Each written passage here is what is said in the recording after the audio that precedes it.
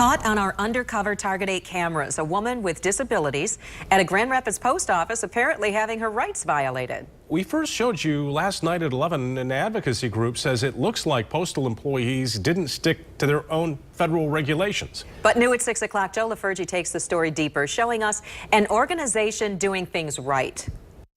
Here at the various branches of the Kent District Library, they're taking a very proactive approach to help them avoid the problems like the ones Target 8 exposed at the post office. What you've got your hand on now is actually the sign for the baby changing station. It can be as simple as the placement of the sign on the women's room door. Up higher? Yep, that's that bar that you just hit. Where a sign placed at eye level means nothing to someone with a visual impairment. That? Yes.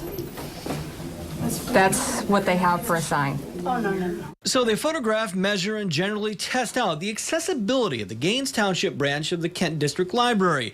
The accessibility audit is district-wide. Whether you're somebody who uses some sort of mobility aid or has a visual impairment, it's very important to me personally because I do have a mobility impairment. 31 inches. The audit goes beyond what's required by the Americans with Disabilities Act. Sometimes the ADA is sufficient, and sometimes then you may want to do a little bit more. Library officials realize that, so they asked disability advocates of Kent County to conduct the district-wide audit.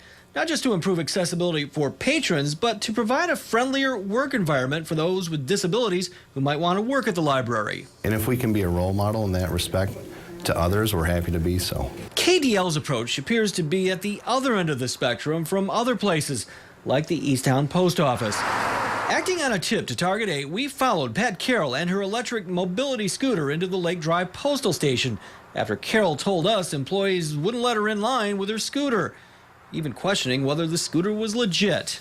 Well, you actually cannot, without having documentation, you can't have a motor scooter in. This is not a motor scooter. Okay, you've already talked to my manager about this. I can assist you if you'd like, but you'd have to pull off to the side. Disability Advocate says that's a clear violation of Carroll's rights. Oftentimes, cases like these are based on a lack of education, as opposed to blatant disregard of a person with disabilities' civil rights.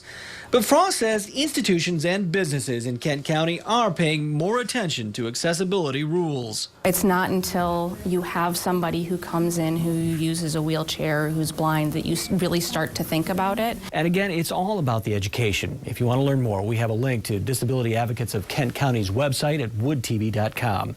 In Gaines Township, Joe LaFurgey, 24 Hour News 8.